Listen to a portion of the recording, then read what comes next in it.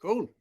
Let's go. So calling in from the super cold Sweden. I'm in, the outskirts of Stockholm in the archipelago. It's cold as hell, so I need my campfire here. I'm here to talk to you a little about Vesla. Vesla was founded back in 2017. It was founded basically by me solving my own issue. And the issue was that it just took me too long to go to work. And one day I just had it. So I couldn't stand another day waiting for a bus that didn't show up. I couldn't wait, I couldn't stand another day being in congestion. So I bought myself an electric moped, and I realized two things. First of all of a sudden, it took me 14 minutes going to work instead of 45. So I saved myself a big chunk of time. And secondly, it was kind of hard to get an electric moped. And this is fairly developed Sweden just a few years ago. And that kind of surprised me. So that combination kind of propelled me into the Vesla business. So we started off as a moped, e-commerce brand, I would say. We became the market leader in Sweden our first year and have stayed there. We have so far sold about 8,000 vehicles. And just recently, the past 8 months, we have transitioned into the thing I was talking to a bit more to you about. So that is going downstream when it comes to vehicles. So we're getting from mopeds into more of the e-bike industry, and we're also switching our business model. So I would try not to make this like a corporate presentation. So my thought was to kind of walk you through the decisions, the challenges that we have had along the way that kind of got us to where we are now. So we start with me. So I'm Rickard Brums. I'm the CEO and founder. We execute out of Stockholm in the cold and dark of Sweden. And if you want to get in contact with me, LinkedIn is the preferred channel. Starting off by the problem. So, by the way, all of this is stolen from Horace. So I can't thank you and Micromobility Industries for serving us so much useful kind of arguments and information. So this one is for you. Regarding the problem, it's a huge one. I don't think we have to, go too deep into this, but it's a pretty serious issue, and I want to repeat it. So the transport sector is the only sector that hasn't reduced its CO2 emissions the past 20 years, and it's increasing. So that is really, really bad. And we're now at 7.4 gigaton, and out of those, 3 gigaton count for personal cars. And according to the Paris Agreement, we should lower our carbon footprint by 55% by the year 2030.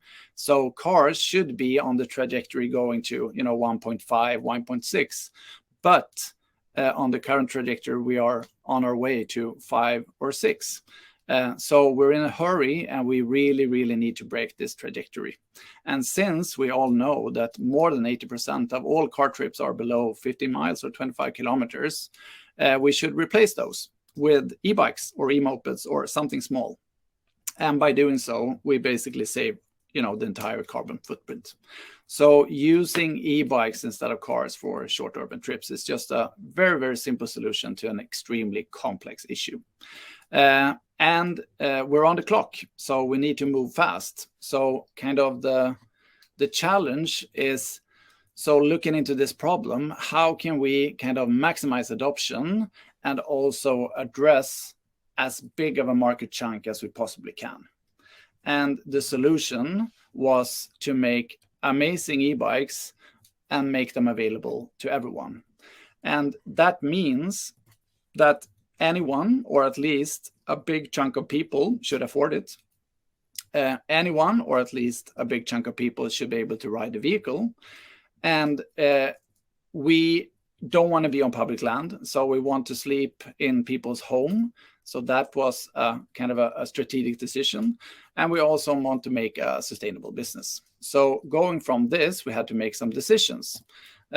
Obviously, if we want to have a service or something that many people can afford, we kind of needed to skip the retail business model, because the average price of an e-bike in Europe is close to 1,700 euros, meaning it's a lot of money. So by selling, you're actually excluding a lot of people. So we went from retail into the subscription model. And in order to have a vehicle that basically everyone can use and ride, and every day, we couldn't really make like a super fancy lifestyle bike design. We had to make a commuting monster. And since we don't want to be on public land, we're going into the ownership market.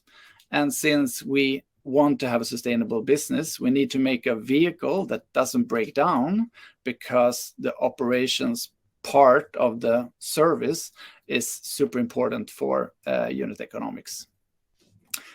So the result is twofold. So our subscription service is called the Vesla Club. And there's a reason for that, because it's not just a subscription service, it's also a membership club. So being on the inside, you get access to stuff you cannot get access to if you're on the outside. So you get access to special merch, you get access to special, events, competition, challenges, and so on.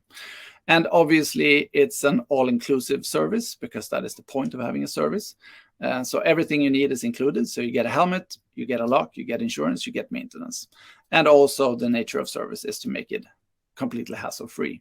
So maybe not a lot of news there, but in order to make like a successful whatever e-bike industry or e-bike business you do, the determining factor will be the hardware. So on the right, you can see our vehicle, which is called the Vesla Pedal. And the proposition there was kind of to make something that is unique, but didn't end up being weird. Because I think in a lot of ways, if you have the pursuit of just being unique, you might end up being weird, and meaning you also don't address people. So we wanted to keep kind of the foundation of a bike, but we looked at what kind of things we could change in order to make it more iconic or more aspiring or more good looking. So we caught up with this. So it's a moderate seating position, piece of art, which is also a commuting monster. And we had a few kind of designing decisions that was very important for us. So we wanted to have one product that fits all. So we ended up doing this kind of semi-step-through frame, and that fit both, call it genders or needs or whatever. So it's a unisex frame. We also choose to have 24-inch tires instead of 28. And for that, the whole structure kind of became a little smaller, meaning we can also address as large span as possible when it comes to size. And obviously, we made it purpose-built for commuting. So it's very, very simplified in a lot of ways. So first of all, we have no gears. So it's a single gear torque sensor belt drive engine or a drivetrain. We have only visibility of cables at the cockpit, so nowhere else, so no cables. We have one button. We have no displays. So it's kind of a Scandinavian simplicity, I guess, from a design point of view. And on the other hand, we also wanted to keep it simple because we wanted to be low maintenance, because maintenance is a pain in the ass and it also kills the model. So the less the less you can touch, you have to touch the vehicle, the less cost and the better the unit economics. And very, very recent, we actually won gold in German Design Awards. So I think that is a great confirmation that we got something, very kind of unique, but it's still something that is very attractive. And I think we might be, one of few or the only kind of award-winning rental bike. So with this package, I think we have succeeded of making e-bikes or making amazing e-bikes available to all. Wow, this is fun. Okay, well, I've got a couple of questions that I'd love to Sure. I'd love to ping your way anyway, Yeah. and we can go with that. So, what is the cost of the subscription on a do you do it on a weekly, monthly? How does that work? So we have 3 plans. So we have the flexible going month by month, or you hook yourself up for 6 months or 12 months. So in general, the price is €79 in Europe and €99-ish in the US. So that is on average. Excellent. It depends on which plan you choose.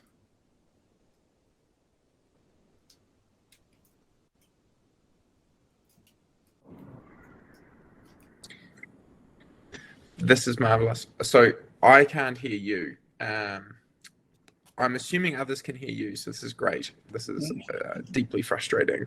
I can hear you. There is some questions in the chat.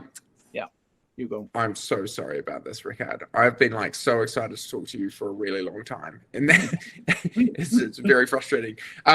Okay, the other question that I do have as well, because I know that there's been a question in the Q&A, is that there's that these bikes are obviously, they're going home with people, so it's not a shared service per se. Then yeah, right. So you don't have to do sharing helmets, et cetera, et cetera, et cetera. The question here in the session here, can I lock the battery? Is that possible? So does the battery come in and out of the bike? Yeah, there is a battery lock. However, I mean, we preferred you bring your battery with you. So that is what we try to educate our users and members, is to bring the battery inside and charge it inside. And the biggest reason is, reduce theft. But if you want to put it inside, there is a lock. So right now, the first, iteration, it's a key lock, and there will be an electronic lock going forward. Fantastic. I'm flying blind here, but it looked like a great answer. How is the churn rate for your plans? If you're able to talk about that, and if you aren't able, just shake your head and we can. I think okay. I think it's a little too early. I mean, we have the absolute majority choose like a plan that is 6 or 12 months, so it's a bit early to say. So I cannot give you a sharp answer there, and it's also a bit fantastic. Sensitive. Yeah. There's a question here around at what point could subscription be built into a condo fee or with a new condominium shared fleet, for example, on like a private property. I'm just curious, like, have you looked at either doing partnerships where you could build like a small share fleet on for new builds for a condominium, or either saying for like, people building a condo and saying like, hey, we need to be able to provide e-bikes, and saying like this is included as part of that option? It's a super interesting idea, and I think it's a very interesting market, and that is, I mean, from my personal view, I think that is how sharing will evolve. I think it's going to be franchise. I think it's going to be the Airbnb model. So either you rent your bike and then you rent that out when you're not using it, or you will have this, franchise. Either you have a condo or you have like a big, building that hosts the bikes. I think that is that's definitely going to happen. I think it's probably not right now, but in the aftermath of centralized sharing, I definitely see that happening. Yes. Awesome. Great. Okay, and there's the one final question as well is your company financially secure for 2023? And I guess that's sort of a more general question, which is, folks are going to be taking these bikes, they're reliant on you for that. And, how do you think about that from a sustainability perspective and being able to guarantee your customers that they take the bikes and that you'll be around to help service them and that sort of thing? I mean, it's a challenging market, and I think that goes for everyone, but we're definitely planned to stay. That's for sure. I hear you. Well, again, I'm flying blind. I couldn't hear any of that. I'm really looking forward to the video replay where I can hear what you said, and I'd love to have you on the podcast. So let's work out how to make that happen.